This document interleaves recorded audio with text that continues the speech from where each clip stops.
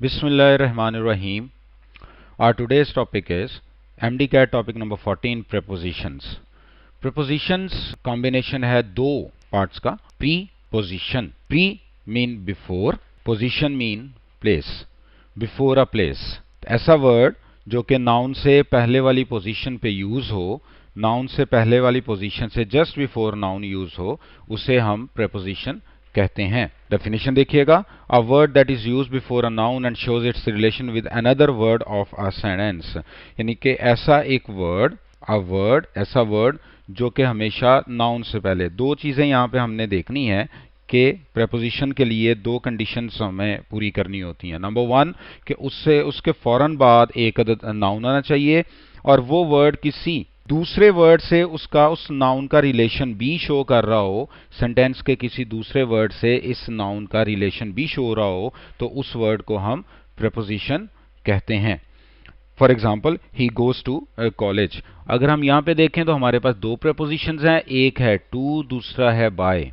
अब हम अपनी डेफिनेशन के अकॉर्डिंग अगर चेक करें तो सबसे पहले इसके बाद एक अदर नाउन होना चाहिए. कॉलेज भी नाउन है और अगर हम बस को देखें तो बस भी एक नाउन है. और कॉलेज कौन जाता है? डेस्टिनेशन ही की है, इसलिए ये टू जो है ये प्रेपोजिशन ऑफ डेस्टिनेशन है, इसलिए ही और कॉलेज के दरमियान ये रिलेशन डेवलप कर रही है. और बाय जो है ये प्रेपोजिशन ऑफ सोर्स है, तो ये ही किस सोर्स को यूज करके कॉलेज जाता है? बस को करके जाता है, तो बाय भी रिलेशन ही का और बस का डेवलप कर रहा है. तो इस तरह से हमने देखा कि हर ऐसा वर्ड जिसके बाद नाउन यूज हो और वो उस नाउन का रिलेशन सेंटेंस के किसी और वर्ड से शो करे उसे हम प्रेपोजिशन कहते हैं. नेक्स्ट देखते हैं जी प्रेपोजिशंस और एडवर्ब्स. सेम वर्ड जो होता है प्रेपोजिशन, समटाइम प्रेपोजिशन होती है और समटाइम एडवर्ब भी होता है. फॉर एग्जांपल अगर हम इस एग्जांपल में देखें, यहाँ पे हमारे पास इनटू है, यहाँ पे इन है, तो लेकिन ये दोनों में एक प्रेपोजिशन है और एक एडवर्ब है. अगर हम देखें तो she goes into the office. Into the office है. अब ऐसा वर्ड जिसके बाद नाउन यूज हो वो प्रेपोजिशन होता है. तो चूंकि यहाँ पे ऑफिस का नाउन है इसलिए ये प्रेपोजिशन हो गई. और जिसके बाद नाउन नहीं लगता वो एडवर्ब होता है, वो प्रेपोजिशन नहीं होता बल्कि उसको एडवर्ब पार्टिकल कहते हैं. तो यहाँ पे आप देखिए कि इनटू जो है वो प्रेपोजिशन है जबकि इन जो है वो एडवर्ब. तो इसकी जो आइडेंटिफिकेशन यही है कि हमने ये देखना है कि वेदर इसके बाद नाउन यूज हो रहा है या नहीं हो रहा. अगर नाउन नहीं यूज हो रहा तो वो एडवर्ब होगा और अगर नाउन यूज हो रहा है तो वो प्रेपोजिशन होगी. नेक्स्ट हम चलते हैं जी रूल्स ऑफ प्रेपोजिशन पे. प्रेपोजिशन का एक सिंपल रूल है कि प्रेपोजिशन जब भी यूज होगी उसके बाद हमेशा नाउन यूज होगा. अब नाउन में क्या क्या हो सकता है? नाउन की कोई भी टाइप हो सकती है. जैसे देखें यहाँ पे under the cat, under the car, ये प्रेपोजिशन है तो ये आपके पास नाउन आ गया. नंबर टू पे इसके बाद प्रोनाउन यूज हो सकता है. प्रोनाउन में जैसे यहाँ पे देखें बिसाइड ये है, ये प्रेपोजिशन हो गई और ये आपका नाउन हो गया. जैसे यहाँ पे देखें इन है, ये प्रेपोजिशन हो गई, ये आपके पास नाउन यूज हो गया. तो इस तरह से प्रेपोजिशन के फौरन बाद नाउन या नाउन इक्वल जो है वो यूज होने चाहिए. प्रेपोजिशन के बाद जेरेंड भी यूज हो सकता है. जैसे फॉर एग्जाम्पल अगर आप देखें विदाउट प्रेपोजिशन है तो आप उसके बाद जेरेंड यूज कर सकते हैं. Gerund is also a form of noun. Next हम देखते हैं जी प्रेपोजिशन के बाद नाउन फ्रेज भी यूज हो सकता है. जैसे कि अगर हम यहाँ पे देखें टू प्रेपोजिशन है तो इसके बाद ये सारा फ्रेज लगा हुआ है. फिर प्रेपोजिशन के बाद क्लॉज यूज हो सकता है. जैसे कि आप यहाँ पे देखिएगा कि अबाउट है, अबाउट के बाद वेयर से लेके ये एंड तक पूरा क्लॉज यूज हो रहा है. तो इस तरह से प्रेपोजिशन के बाद हम ये देख सकते हैं कि प्रेपोजिशन के बाद नंबर वन पे नाउन यूज होना चाहिए, प्रोनाउन यूज हो सकता है, जेरेंड यूज हो सकता है, फ्रेज यूज हो सकता है या नाउन क्लॉज यूज हो सकता है, जिसकी हमने एग्जांपल्स को देखा. अब नेक्स्ट हम देखते हैं कि टू एक ऐसी प्रेपोजिशन है जो कि नाउन के साथ साथ फर्स्ट फॉर्म ऑफ वर्ब को जिसको हम इन्फिनेटिव कहते हैं वो भी यूज करते हैं. जब ये एज एन इन्फिनेटिव का पार्ट होगा तो ये प्रेपोजिशन नहीं होगी और जब ये इसके बाद नाउन आएगा तो ये प्रेपोजिशन के तौर पे आएगी. For example he lock the door to keep ये इन्फिनेटिव है. और अगर हम सेकंड एग्जांपल देखें, Bashir gave 1000 rupees to Salman and me to go to the store. अब यहाँ पे अगर आप देखें ये टू प्रेपोजिशन है क्योंकि इसके बाद नाउन यूज हो रहा है. तो अगर टू के बाद नाउन यूज होगा तो वो प्रेपोजिशन होगी, अगर इसके बाद फर्स्ट फॉर्म ऑफ वर्ब होगा तो फिर ये इन्फिनेटिव बन जाता है. अदरवाइज प्रपोजिशन अपने बाद नाउन ही जो है वो हमेशा लेता है, नाउन की। और हमने ये सारे एग्जांपल देखेंगे नाउन की जगह पे क्या क्या यूज सकता है, नाउन भी, प्रोनाउन भी, जेरेंड, फ्रेज और क्लॉज के तौर पर। नेक्स्ट हम चलते हैं जी यूज ऑफ द प्रेपोजिशन पे। प्रेपोजिशन को हम 5 डिफरेंट स्टाइल में यूज करते हैं। सबसे पहले हम देखते हैं प्रेपोजिशंस को हम लोकेशन के लिए यूज करते हैं, फिर हम प्रेपोजिशन ऑफ लोकेशंस और उसके लिए 3 प्रेपोजिशंस होती हैं, इन, ऑन और एट। फिर हम प्रेपोजिशन को यूज करते हैं डायरेक्शन के अकॉर्डिंग, और जिसमें आती हैं हमारे पास 5 prepositions, in, into, on to और टूवर्ड्स। फिर प्रेपोजिशंस टाइम के लिए यूज होती हैं, प्रेपोजिशंस ऑफ टाइम कहते हैं उनको, और वो कौन कौन सी हैं जी, in, on, at, within, by, for, since, during, for, from और टू। फिर नेक्स्ट हम देखते हैं प्रेपोजिशंस ऑफ वर्ब के वर्ब के साथ कौन कौन सी प्रेपोजिशन, जिसको हम फ्रेजल वर्ब भी कहते हैं, कौन कौन सी प्रेपोजिशंस यूज हो सकती हैं, at, for, with, of, about and many more. और लास्ट पे जो हम प्रेपोजिशन का यूज पढ़ेंगे वो होगी प्रेपोजिशन ऑफ स्पेशल रिलेशनशिप के स्पेस के अकॉर्डिंगली, पोजिशन के अकॉर्डिंग हम प्रेपोजिशन को कौन कौन सी प्रेपोजिशन किस तरह से यूज करते हैं वो यहाँ पे around, along, with and against, out of, across, through, above, under, beneath, beside, behind, between, among, of, ahead of, before, in front of, nearby. So these are the usage of the preposition of location जिसमें in, on और at आएगा, prepositions of direction, in, into, on to, toward और towards, preposition of time, in, on, at, within, by, for, since, during, from and to, prepositions of verb, at, for, with or and about, or preposition of special relationship, around, along, within, against, out of, across, through, above, under, beneath, beside, behind, between, among, of, ahead of, before, in front of, near by। Next हम चलते हैं जी, हम अब one by one in तमाम जो use है इनको हम डिस्कस करते हैं। सबसे पहले हम पढ़ेंगे प्रेपोजिशन ऑफ लोकेशन को। प्रेपोजिशन ऑफ लोकेशन में सबसे पहले हम पढ़ेंगे सरफेस। प्रेपोजिशन ऑफ लोकेशन में सबसे पहले सरफेस के लिए हमेशा प्रेपोजिशन हमारे पास होगी ऑन, और ऑन जो होगी ये सरफेस के लिए यूज होता है कि ये हमें बताती है कि कोई चीज, let's suppose this is a road, ये रोड है और कोई एक पर्सन यहाँ पे रोड के ऊपर है, इस तरह से कि इसको कोई भी कवरिंग नहीं है किसी साइड से, तो ही स्टैंडिंग ऑन द रोड। तो ये ऑन जो होता है ये हमें बताता है, tales us that the following noun is located on a surface जो किसको एक साइड से टच कर रही हो, जैसे ऑन द टेबल है, ऑन द फ्लोर है, ऑन द चेयर है, ऑन द रोड है, तो इस तरह से सरफेस है। अब अगर हम इन एग्जांपल्स में देखें, जैसे ये जो बी है ये इस सरफेस के ऊपर है और कवर्ड नहीं है, इसलिए ये ऑन द कार्टून। और देन यहां पे अगर आप देखें तो ये कैट जो है ये भी इस बॉल के बिल्कुल ऊपर, सरफेस के ऊपर है, इसलिए ये भी ऑन द बॉल होगा। नेक्स्ट, तो इस तरह से जब भी कोई चीज सरफेस के ऊपर होगी तो उसके लिए हम ऑन यूज करेंगे। देन नंबर 2 पे है जी enclosed area. Preposition location for enclosed area, उसके लिए हमारे पास है इन। जब भी कोई चीज एनक्लोज्ड होगी किसी चीज के अंदर, जैसे यहाँ पे अगर हम देखें कि लेट्स सपोज ये एक बिल्डिंग है और ये एक पर्सन इसके अंदर है, अब ये कवर्ड है, चाहे वो ये कवर्ड है, चाहे फिजिकल कवरिंग हो या वर्चुअल कवरिंग हो, अगर कवर्ड होगा तो वो उसके लिए प्रेपोजिशन इन यूज करेंगे। तो in tells us that the noun is in an enclosed space, यानी कि सराउंड की होती है, closed off on all the sides, चाहे वो फिजिकल हो चाहे वर्चुअल हो। तो अगर एनक्लोजिंग आ जाती है तो फिर हम प्रेपोजिशन यूज करते हैं in a country, in a room, in a box. तो इस तरह से प्रेपोजिशन और इन यूज की जाएगी। फॉर एग्जांपल अभी देखें वहां पे बी बिल्कुल सरफेस के ऊपर थी, लेकिन अब चूंकि वो उस बॉक्स के अंदर है और बॉक्स के जो वॉल्स हैं इसने इनको कवर किया हुआ है, तो इसलिए यहाँ पे इन आ जाएगा। अब वो बॉल पहले ऊपर था, अब ये बॉल उसके गिर्द लिपट गया तो ये उसके अंदर है, तो इसलिए इन द बॉल हो जाएगा। तो इस तरह से preposition of in enclosed area के लिए यूज की जाती है। थर्ड जो होता है preposition of location for point के लिए, जो बड़ी लोकेशन में से एक स्पेसिफिक लोकेशन को फाइंड आउट करना हो तो हम उसके लिए एट यूज करते हैं एक पॉइंट के लिए। फॉर एग्जाम्पल जैसे आप देखें, tales us that the following noun is located at a specific point और लोकेशन, यानी कि एक बड़े पॉइंट में से, एक बड़े एरिया में से, लेट्स सपोज अगर ये कोई रूम है, रूम का ये डोर है तो ये एक बड़े एरिया में से एक स्पेसिफिक पॉइंट डोर को नहीं होगा एट द डोर। अगर हम एट द रेलवे स्टेशन कहते हैं तो पूरे लाहौर के एरियाज को एक साइड पे रख के हम सिर्फ रेलवे स्टेशन वाले पॉइंट पे फोकस करेंगे,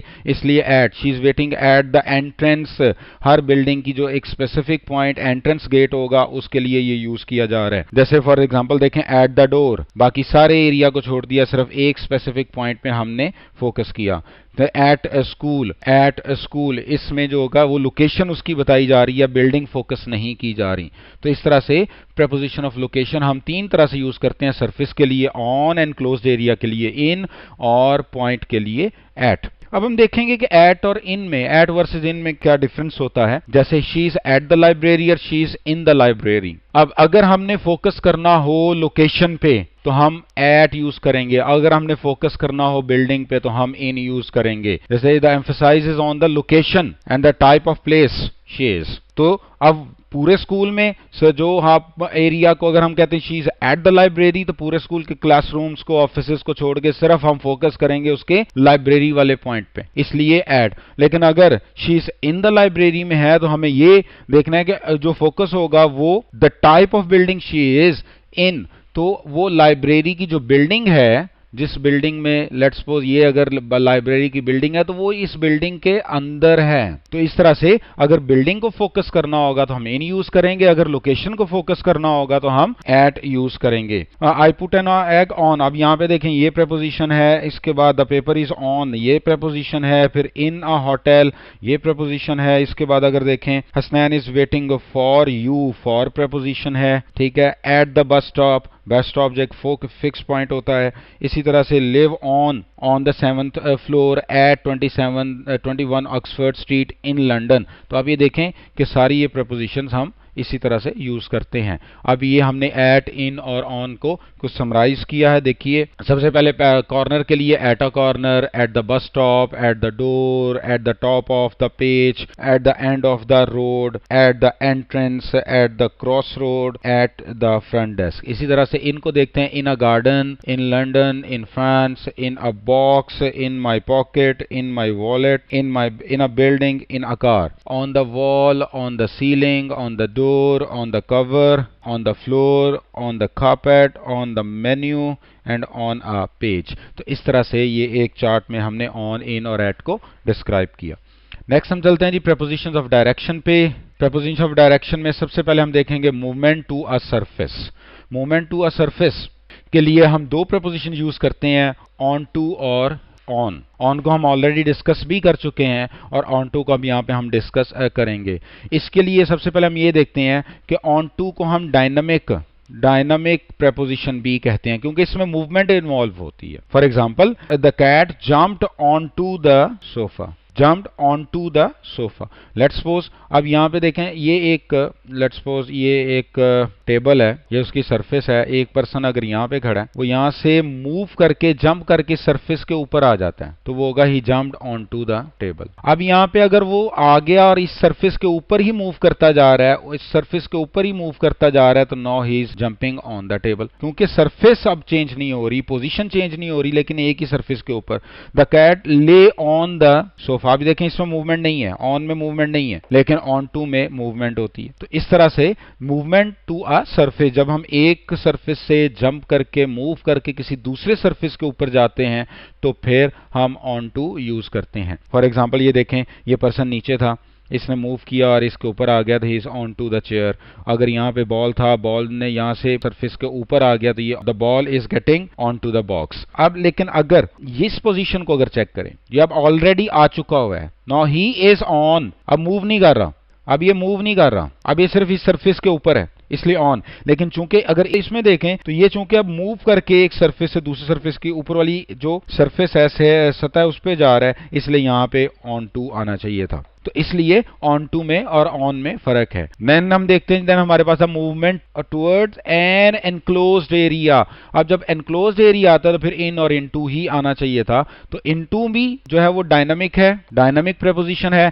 इनमें मूवमेंट जो है वो होती है, लेकिन वो स्टैटिक मूवमेंट के तौर पे, जो कि मूवमेंट सरफेस चेंज नहीं होगी, उसमें उसका पोजीशन चेंज नहीं होगी, उसमें उसका एरिया चेंज नहीं होगा, उसके लिए इन होता है। अगर मूव करके किसी एक सरफेस के इंटीरियर में जाया जाए जाएगा तो फिर हम इनटू प्लेस करेंगे। Nadia put the cake into the oven. अब यहाँ पे अगर लेट्स सपोज ये ओवन था ये उसका, तो यहाँ से नादिया ने जो केक है वो यहाँ से इसके अंदर रखा, अंदर रखे, तो ये अब ये जो यहाँ से मूव करके यहाँ पे, तो ये इनटू हो गया। जैसे अगर एक पर्सन बाहर से अंदर आता है तो ही केम इनटू द रूम, और अगर अब जब यहाँ पे आ चुका हुआ है अब वो इनक्लोज्ड हो रहा है, उसकी मूवमेंट खत्म हो गई, now he is in the cake is in the oven. तो इस तरह से अगर मूव करके ही जम्प्ड इनटू द वाटर, अगर आप यहाँ पे हम देखें तो लेट्स सपोज के ये एक सरफेस है, नीचे कोई वाटर है, अगर एक पर्सन यहाँ पे है, अगर यहाँ पे देखेंगे ही इज एट या ऑन द बैंक, अब यहाँ से वो जंप करता है, मूव करके पानी में आ जाता है, यहाँ पे पानी में आ जाता है यहाँ पे,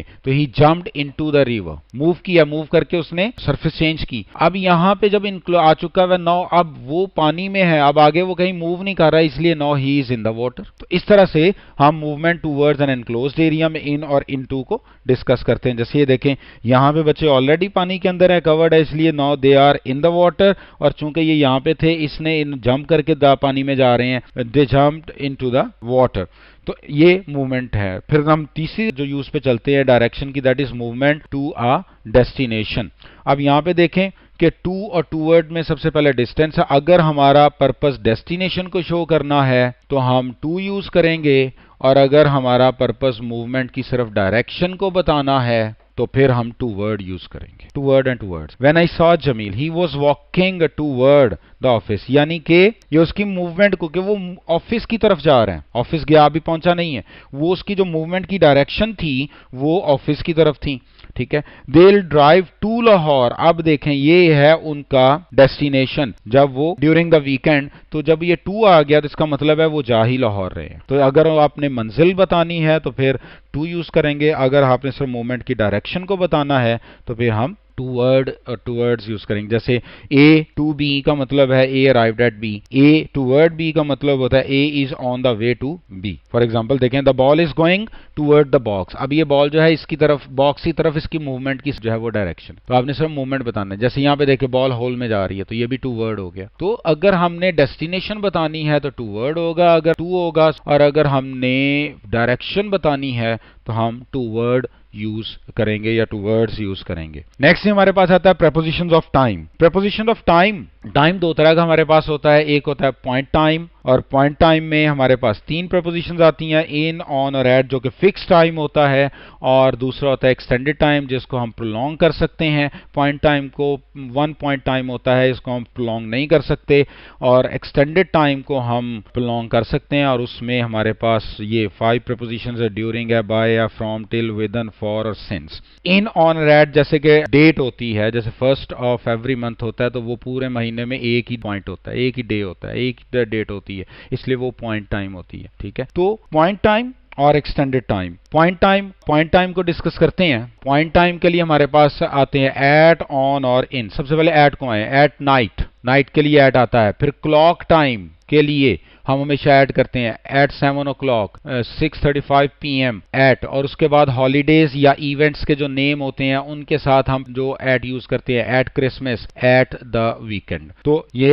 एट था। अब हम देखते हैं ऑन को। ऑन सबसे पहले डेज ऑफ द वीक के लिए, ऑन मंडे। डेट्स के लिए on the 5th of June। Particular days या इवेंट डेज के लिए, जैसे on my birthday, on the following day. लेकिन अगर यहाँ पे देखें ये क्रिसमस है, क्रिसमस अगर अकेला आएगा तो एट आएगा, लेकिन अगर इसके साथ डे का वर्ड ऐड कर दिया जाए फिर इसके साथ ऑन आएगा। एट क्रिसमस और ऑन क्रिसमस डे, जब भी डे का वर्ड आ जाता है तो फिर हम ऑन यूज करते हैं। और इनके लिए हम देखते हैं पार्ट्स ऑफ डेज में, in the morning, in the evening, in the afternoon. Months के लिए इन दिसंबर, सीजन्स के लिए इन विंटर, ईयर्स के लिए इन 2015, डेकेड्स के लिए इन द 1990s, और सेंचुरीज के लिए इन द 20th century। तो इन जो होता है ये parts of the days, month, season, years, decades और सेंचुरी के लिए यूज होता है। अगर हमारे पास जैसे देखें 14th अगस्त 1947 हो, अगर हमने यहाँ प्रेपोजिशन यूज करनी है तो हम एक चीज देखेंगे वेदर डे मेंशन्ड है या नहीं।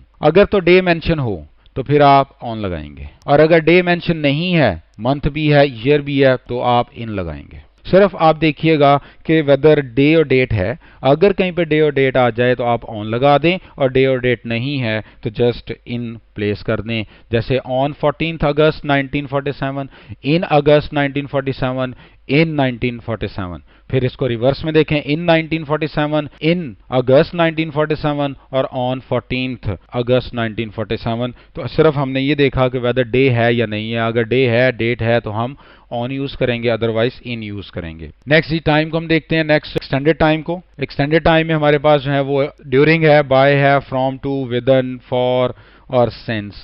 जो ड्यूरिंग जो होता है ये वाला इस ड्यूरेशन को कहते हैं, जो किसी एक पॉइंट से स्टार्ट होकर दूसरी पॉइंट पे खत्म। जैसे ड्यूरिंग द समर वेकेशंस, जब समर वेकेशन स्टार्ट होंगी और जब तक एंड होगी, उसके जो दरमियान वाला जो टाइम पीरियड होगा उसके लिए हम ड्यूरिंग यूज करेंगे।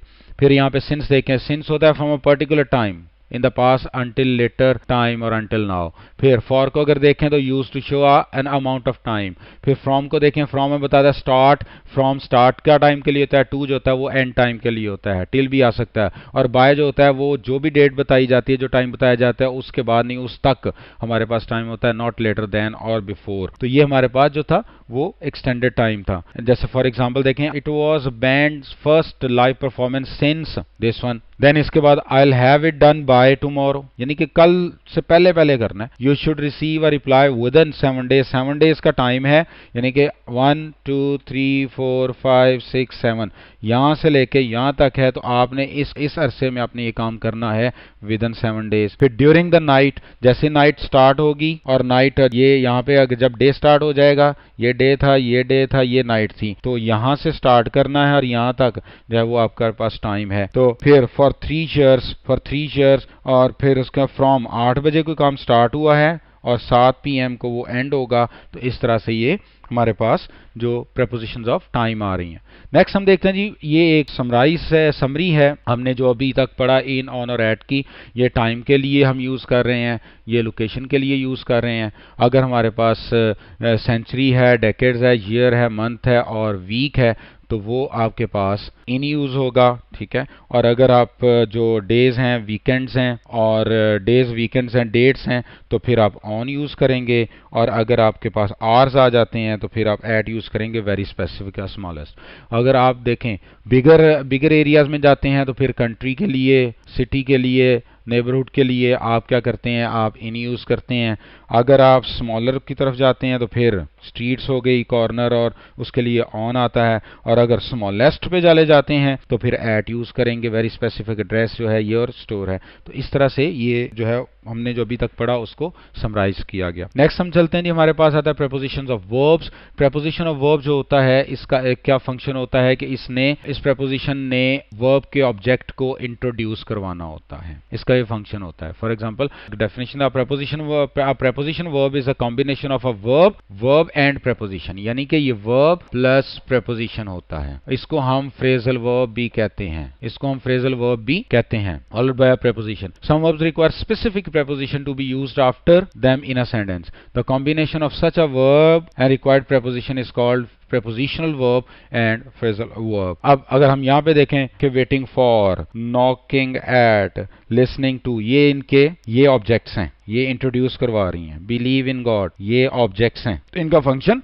ऑब्जेक्ट फाइंड करवाना होता है। जैसे यहाँ पे देखें, ये फीवर है, ये द पुअर है, द ब्लैक बोर्ड है, ये तो ये at, barking at, looking at, laughing at, suffering from, तो ये इनके जो ऑब्जेक्ट है जिनको वो इंट्रोड्यूस करवाती हैं। अब चंद एग्जांपल्स हैं हमारे पास फ्रेजल वर्ब की। जैसे टेक है, टेक ऑफ का मतलब है to begin flight, take over का मतलब होता है जी to get control, take in का मतलब है कॉम्प्रीहेंड समथिंग, टेक आउट का मतलब है to remove something from a place, फिर टेक आफ्टर का मतलब है to resemble somebody in appearance, take on का मतलब है टू एक्सेप्ट जॉब और रिस्पॉन्सिबिलिटी, टेक डाउन का मतलब to write on a paper, और टेक अप का मतलब to begin a new hobby. तो इस तरह से जैसे जैसे आप देखें प्रेपोजिशंस लगती जाती हैं और इनके मीनिंग जो है वो चेंज होते जाते हैं, तो इनको हम फ्रेजल वर्ब कहते हैं। ये टेक के साथ था। नेक्स्ट हम देखते हैं जी, हमने पुट के साथ, जैसे टेक था, एक पुट के साथ put on, put down, put off, put away, put through, put by, put off, put with.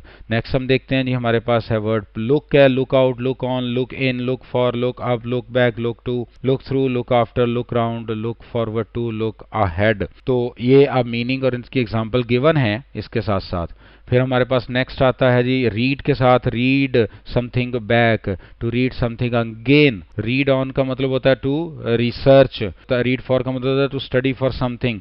Reach over और थ्रू का मीनिंग है to read something quickly for the from the beginning to the end. Read into का meaning है to believe that a situation has a particular important. और believe of का मतलब क्या होता है टू रीड समथिंग अलाउड। तो इस तरह से रीड के साथ ये डिफरेंट मीनिंग बन रहे हैं जी। इसी तरह से ये ब्रेक के साथ आप देख सकते हैं, break away, break down, break down, break down. एक के ज्यादा भी मीनिंग हो सकते हैं, जब break down fail, to cease a function, break down decay और ब्रेक डाउन डाइजेस्ट। तो ये एक के ज्यादा भी मीनिंग हो सकते हैं, break even, break in, break into, break out और ब्रेकअप। देन नेक्स्ट हम देखें प्रीपोजिशन ऑफ स्पेशल रिलेशनशिप में। सबसे पहले हम देखेंगे लिमिट्स को। देखेंगे लिमिट्स में हमारे पास 3 प्रीपोजिशंस आती हैं, अराउंड, अलोंग और विदन। जैसे ये देखें, ये एक शब है और इसके गिर्द बच्चा, इसके गिर्द जो वो चक्कर लगा रहा है। जैसे ये एक लेट्स सपोज बॉल है और एक स्मॉल बॉल इसके गिर्द इस तरह से मूव कर रही है, एंगुलर मूवमेंट, तो ये अराउंड हो गया। तो ये अराउंड हो गया जी, दिस इज अराउंड। मूवमेंट देखें, ये इसके सरफेस के साथ साथ जो चल मूव कर रहा है, तो ये मूव अराउंड। अब उसके साथ अलोंग है। लेट्स सपोज ये देखें, ये एक रोड है, ये रोड है और एक पर्सन यहाँ पे है। ये पर्सन इस रोड की इस बाउंड्री के साथ पैरेलल मूव कर रहा है घर की तरफ। तो जब हम किसी बाउंड्री वॉल के पैरेलल मूव करेंगे तो वो अलोंग कहलाएगा। तो यहाँ पे अलोंग आना चाहिए, अलोंग। जैसे रूम की वॉल है, उसके पैरेलल हम मूव करें, walking along the wall, walking along the road. और फिर थर्ड जो है विदन। अब ये पर्सन एक सर्कल में है, तो इस सर्कल के अंदर कवर, तो ये विद इन द सर्कल। हम कहते हैं fill within the circle. अगर यहाँ पे देखें fill within the circle, तो फिर यहाँ पे हम इसको ये इस बाउंड्री के अंदर अंदर हम इसको फिल करेंगे तो ये विद इन आ जाएगा। तो इस तरह अराउंड, अलोंग और विद इन। नेक्स्ट हमारे पास आते हैं जी प्रीपोजिशन ऑफ रिलेटिव पोजीशंस। उसमें कौन कौन सी आती हैं? दूसरा above, under, over, beneath, of, near by, in front of, between, beside, behind, among, ahead of और बिफोर। ये हमारे पास रिलेटिव पोजीशंस वाली प्रीपोजिशंस आ जाती हैं। अब हम वन बाय वन देखते हैं। जैसे देखिए अबव एंड ओवर। ये अबव एंड ओवर का है कि जब ओवर आता है तो वो बिल्कुल सर के ऊपर होता है, ये ओवर है। और अगर एंगुलर हाइट पे हो जो उसके सर के ऊपर से गुजर जाए उसे हम अबव कहते हैं, ठीक है। जैसे फ्लाई ओवर्स होते हैं, वो हमारे सर के ऊपर से गुजरते हैं तो उसे हम फ्लाई ओवर कहते हैं, ठीक है। इसी तरह से ओवर है, द प्लेन है, लाइक ये ओवर पे आ जाते हैं, ये बीनीथ पे आ जाता है, ठीक है। इसी तरह से अगर कोई चीज नीचे से गुजरेगी तो वो अंडर में चली जाएगी, और अगर ये ऊपर से नीचे उतरेगा तो ये उस पोजीशन से दूर जाएगा पोजीशन, तो वो ऑफ की पोजीशन में चला जाएगा। अगर हम सर से कैप को उतारे तो टेक ऑफ या रिमूव करने की सेंस में भी जो आता है। अब अगर हम इसको देखते हैं, चूंकि ये पोजीशन है, अगर ये ऊपर बिल्कुल ऊपर है तो ये ओवर की पोजीशन पे, और ये चूंकि नीचे से गुजर रहा है इसलिए बीनीथ आ जाएगा। तो इस तरह से अगर हम इस वाली पिक्चर्स में देखें तो ये जो कैट है ये इसके अंडर है, ये दो थे, दो के दरमियान आ जाए तो बिटवीन होगा, और ये अगर इससे बाहर आती है तो आउट ऑफ या भी होता है, और अगर बाहर आता है तो आउट ऑफ होगा, और क्लोज टू वैसे नियर बाय आ जाएगा। और अगर ये इसके अंदर है तो इन और इनसाइड आ जाएगा, इसके ऊपर है, बिल्कुल ऊपर है तो अबव आ जाएगा, अगर इसके पीछे है तो बिहाइंड आ जाएगा प्लेस के लिए, इसके ऊपर खड़ा है तो ऑन आ जाएगा, और अगर इसके आगे है तो फिर इन फ्रंट ऑफ आ जाएगा। अब ये यहाँ पे देखें तो ये दो के दरमियान है तो बिटवीन है, दो से ज्यादा तो अमंग होता है, और अगर बिल्कुल साथ है तो ये बिसाइड्स आ जाएगा।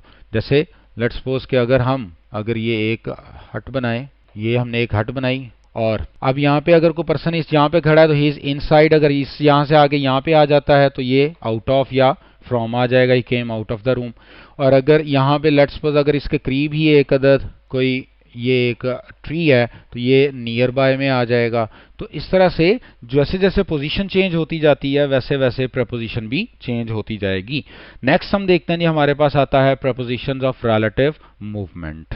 अब इसमें रिलेटिव मूवमेंट में कौन कौन सी प्रपोजिशंस आती हैं? देखिए अक्रॉस आ जाता है, थ्रू आ जाता है, आउट ऑफ आ जाता है और अगेंस्ट आ जाता है। सबसे पहले हम अगेंस्ट को देखते हैं। यहाँ पे ये against, we are against war. अब ये देखें, जब भी दो फोर्सेस आपस में कोलाइड करेंगी, फिजिकल फोर्सेस हों या वर्चुअल फोर्सेस हों, तो वो जो है अगेंस्ट यूज होगा। लेट्स सपोज अगर ये हमने ट्री बनाया था, एक पर्सन इसके अगर स्टेम के साथ ऐसे टेक लगा के खड़ा है तो वो अपनी बॉडी से उसको बैकवर्ड फोर्स दे रहा है, और ये जो ट्री का स्टेम है उसको अपवर्ड फ्रंटवर्ड फोर्स दे रहा है, तो दोनों बैलेंस कर रहे हैं, तो ये he is leaning against the wall. अगर कोई आप स्टॉर्म के अगेंस्ट चल रहे हैं तो वी आर स्ट्रगलिंग अगेंस्ट, क्योंकि हम एक फोर्स लगा रहे हैं और स्टॉर्म भी आगे से फोर्स लगा रहा है, तो जब दो अपोजिट फोर्सेस कोलाइड करती हैं तो यहाँ पे फिर क्या तो अगेंस्ट यूज करते हैं।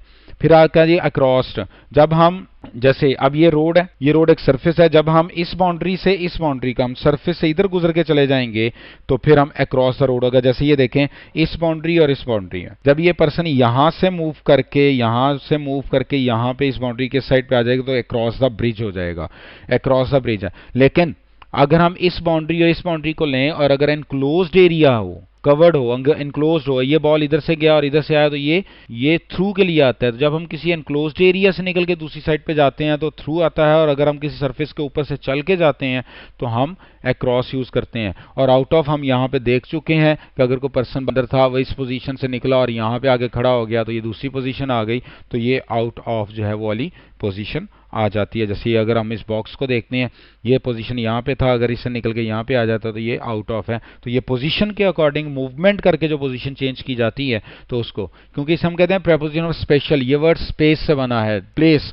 तो स्पेशल रिलेशनशिप हमने यहाँ पे डिस्कस की। यहाँ पे हमने कुछ एक जनरल जो है वो प्रेपोजिशन, जैसे इन और इनसाइड यहाँ पे आ जाएगा, ये इसकी सरफेस के ऊपर ऑन आ जाएगा तो ये इसके बिल्कुल पोजीशन साथ पड़ा हुआ है, इसकी लोकेशन देखनी है तो एट आ जाएगा, इसके करीब है नियर आ जाएगा, इसके नीचे है तो अंडर आ जाएगा, इसके ऊपर सरफेस को टच नहीं कर रहा, अगर टच नहीं कर रहा तो फिर ओवर है, ठीक है। अगर टच करता होता तो ऑन होता, इसके बिल्कुल ये देखें बिलो है, इस तरह से ये अबव में आ जाता है, ठीक है। इसी तरह से ये इस ब्लैक बॉल के अराउंड में आ जाते हैं, फिर इसकी तरफ मूवमेंट कर रहा है तो थ्रू आ जाएगा, और ये ज़्यादा के दरमियान है तो अमंग है, दो के दरमियान है तो रेड बॉल बिटवीन में है, ये नीचे की तरफ मूवमेंट कर तो डाउन आ रहा है जैसे डाउन स्टेयर, ऊपर की तरफ मूवमेंट कर रहा है तो अप स्टेयर, अगर ये यहाँ से मूव इस बाउंड्री से मूव करके इधर चला गया तो अक्रॉस आ रहा है, अगर इसकी बिल्कुल पैरेलल बाउंड्री टू चल रहा है तो ये अलॉन्ग आ रहा है, अगर ये इसके सामने पड़ा हुआ है तो इन फ्रंट ऑफ है, अगर इसकी बैक पे प्लेस किया गया तो ये बिहाइंड आ जाएगा,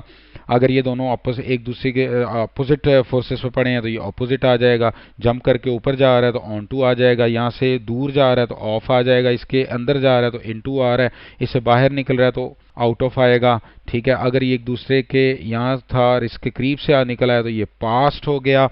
इसी तरह से ये इसके बिल्कुल अगर हम पैरेलल हैं, जैसे यहाँ पे देखें ये दो पर्सन हैं, अगर ये दोनों हैं, अब ये दोनों की अगर डायरेक्शन ये है तो ये बिहाइंड पे है और ये इन फ्रंट ऑफ है, अगर इसका भी है तो ये दोनों ये अहेड ऑफ पे है, अगर ये भी इस तरह मुंह करके और इसका भी अगर फेस है फेस टू फेस है तो ये दोनों एक दूसरे के इन फ्रंट ऑफ या बिफोर पे हैं, इन फ्रंट ऑफ बिफोर पे हैं। अगर ये दोनों साइड बाय साइड हैं तो फिर ये नेक्स्ट टू या बिसाइड और बाय की पोजीशन पे आ जाते हैं, अगर ये दोनों फोर्सेस लगा रहे हैं तो अगेंस्ट आ जाएगा, अगर इसके ऊपर से टच किए बगैर गुजर रहा है तो ओवर आ रहा है, ठीक है। अगर ये यहाँ से स्टार्ट करके यहाँ पे जा रहा है तो इस जगह के लिए फ्रॉम होगा, यहाँ के लिए टू होगा, और अगर ये रेड बॉल ब्लैक की तरफ मूव कर रहा है, मूवमेंट बतानी है तो फिर टू वर्ड होगा। इस तरह से हमने सारी प्रपोजिशन को यहाँ पे देखा। अब हम अपने पूरे लेक्चर की समरी यहाँ पे देखते हैं। सबसे पहले हमने पढ़ा preposition of location. Preposition of location में हमने एट को देखा, पॉइंट के लिए एट है, उसके लिए प्लेस, डेस्टिनेशन, डायरेक्शन, और फिर सरफेस होता है जब वो किसी सरफेस के ऊपर हो जिसको कवर ना किया गया, ऑन हो, और फिर अगर एनक्लोज हो जाए तो उसके लिए इन यूज किया जाता है।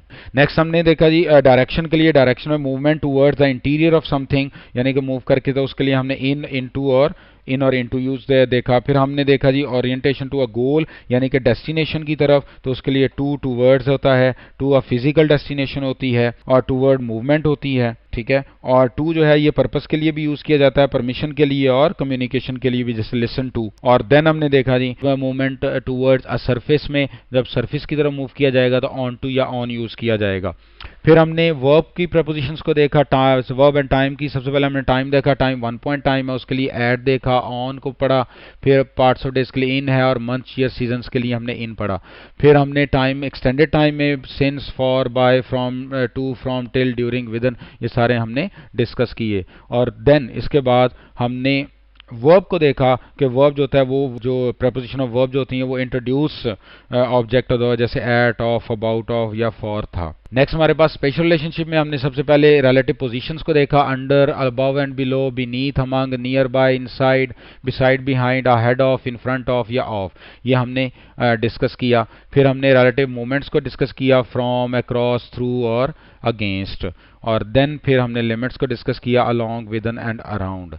तो ये हमने टोटल प्रेपोजिशन को 5 पार्ट्स में डिवाइड करके हमने टोटल डिस्कस किया। जी, thank you very much. For further practice आप MD CAT की प्रैक्टिस बुक को यूज कर सकते हैं। Thank you very much.